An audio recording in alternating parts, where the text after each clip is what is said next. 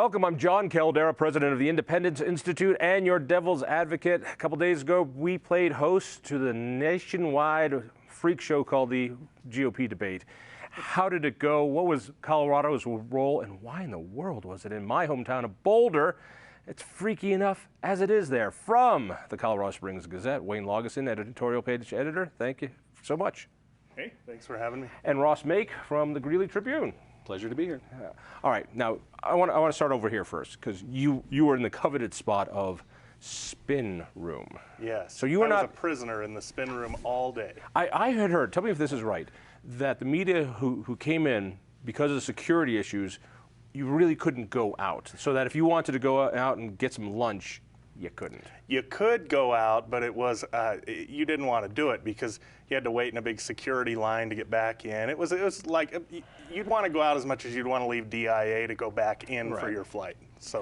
All right, but you were not on the floor, so you were not there during the debate. So you're sitting in a big room full of reporters watching the debate on TV screens. Is that basically how it happened? Yeah, a whole bunch of TV screens all over the place. A whole bunch, TV stations have little booths set up where we had Gazette TV there. We had a little booth that we rented, and yeah, so the politicians can come by and you pull them aside and you talk to them, and just everybody's in there trying to put spin on everything. So let me see if I got this right. Your newspaper paid for space so politicians would come and try to get you to vote for them. Can you imagine? Yes. That's the brilliance of journalism right there. Explains the newspaper industry. Now this man had a much better way of doing it. You took a little wiser course. You watched it where? I sat in my recliner in my living room watching the World Series, taping the debates, and then as soon as the World Series and then not watching the debate afterwards on tape. No, I did go back and watch the debate afterward. All right. Before we get to the actual the show itself, being in Boulder, are you kidding me? I mean, Boulder loves to put itself on parade. What I didn't know that I found out later was that the University of Denver was offered it. They said no. Colorado State University was offered to host it. They wisely said no. So it happened literally less than a mile, 5-minute walk from my house. Of all places there, at the Coors Event Center, which I don't know how the Coors felt about it. Why Boulder? Well, if you saw the debate last night, where CNBC was coming from. This whole thing was sort of a setup against the Republican candidates. So what better place to put this event than Boulder, where we had airplanes flying overhead, pulling giant signs that said derogatory things about Republicans, and you had a circus of protesters outside. All day long a plane flew around. And others did too, but it said GOP has a Coke problem. Oh, that's clever. Yeah. The protests, did you see any of the stuff outside? Bits and pieces, yeah. Now, we were promised, damn it, this is a million-man march crap. We were promised 10,000 protesters. How many did you see? The one shot that I saw was a couple people wandering around, looked like they were on their way to class. I was on the other side of campus that night, and it was usual. You go out, there was usual freaky Boulder. The protests really didn't materialize, did they? It didn't look like it to me. Now, I mean, I will say that I did see one where there was a bunch of students grabbing some signs, and there was probably 100 or 150 following behind them as they were marching around. But the million-man march, it was not. No, it wasn't even 100. I went out there to look at it a couple of times, just right outside of the spin room, and I saw Martin O'Malley wandering around with all the anti-gun protesters. That was kind of interesting. Got a few pictures of that, and there were some puppets, giant puppets, and I said Coke puppets. These are Coke puppets, and they were candidates. For those who might not know, as George Soros helped fund a lot of the left's infrastructure and nobody beat him up, the Koch brothers are the boogeyman. If I had a dime for every time I've been told I've been funded by the Kochs, oh man, would I have some money. Well, I'm told that I take my marching orders from them, that they pay me, that I do everything I am told to do by the Kochs. I've never met a Koch brother, and as far as I can tell, I don't work for Koch brothers. Do you need their cell number? I can hook you up right now. Would you please? Yeah, that'd be great. I could have a conversation. Right. So, all right, let's get to the main show. after the World Series, you got your priorities correct. What was your immediate reaction when they wrapped it up? I was definitely surprised by the contentiousness between the candidates and the mediators. That really surprised me. They, as far as I was concerned, honestly, there was probably only 2 questions that were really way outside of the purview, and the audience members jumped on them and booed Just 2? the mediators. I thought there were plenty that were wrapped up in a bias.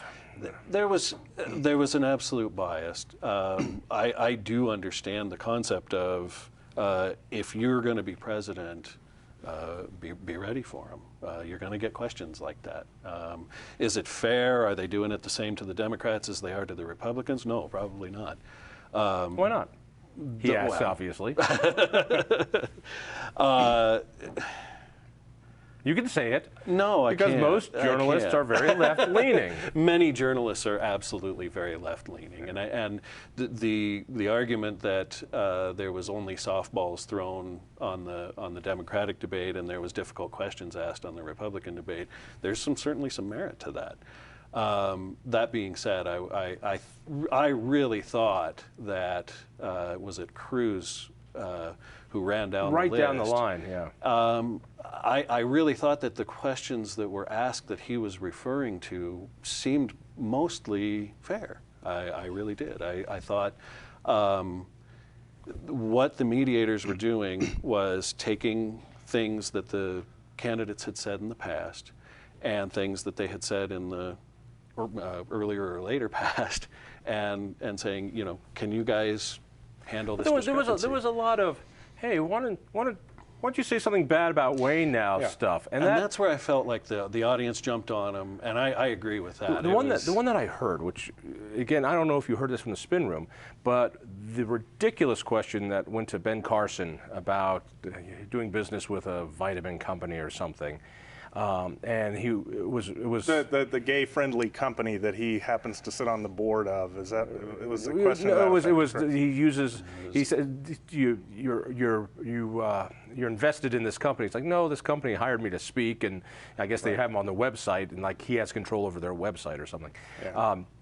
And he followed back, and the crowd really engaged. I mean, a big boo, but what we didn't hear, because we were at home, is that they went right to a commercial, but they continued to roar during that commercial break. Right. And from what I understand, it felt really good because, believe it or not, some conservatives feel the media is a little out of whack, and so finally to be able to yell right back in their face felt good. How did it feel in the spin room? Speak about yell back in face. Senate President Bill Cadman is said to have confronted the entire panel during one of those commercial breaks, introduced himself as the president of the Colorado Senate, and told them how outrageous their behavior was. In the spin room, which was just a collection of mainstream journalists nationally and statewide, there was a lot of disbelief at this panel. And this was not a right-of-center journalistic crowd. And I think it was a journalistic meltdown for the entire country to see.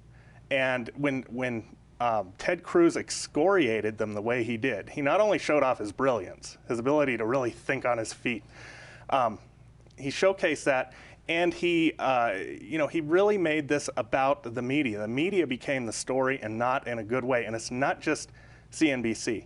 It's the media in the eyes of the public. And I think it's a gift to the Republican Party at this point. Nothing until that debate had really unified these people around a cause, and I think this is going to be very useful. Marco Rubio's comment of, forget the Hillary PAC, she's got the best PAC ever, it's called the mainstream media. Right. That seemed to score a point as well. Then you had Huckabee advertising his necktie. He didn't take the bait, and none of them took the bait to fight one another. Was this a unifying thing for Republicans? Does this actually change how Republican candidates are going to be treated, or is this just a short-term battle that I will enjoy? If I had to guess, I would say it's a short-term battle. If I have a hope, it's the former. I hope that it is something that brings them all together and allows them to proceed forward with one voice. I thought that there was 10 candidates up there where if you took ideas from each of them, you had an absolutely brilliant candidate. Unfortunately, they've been a little bit sected apart, and it's difficult to throw your weight behind one or the other.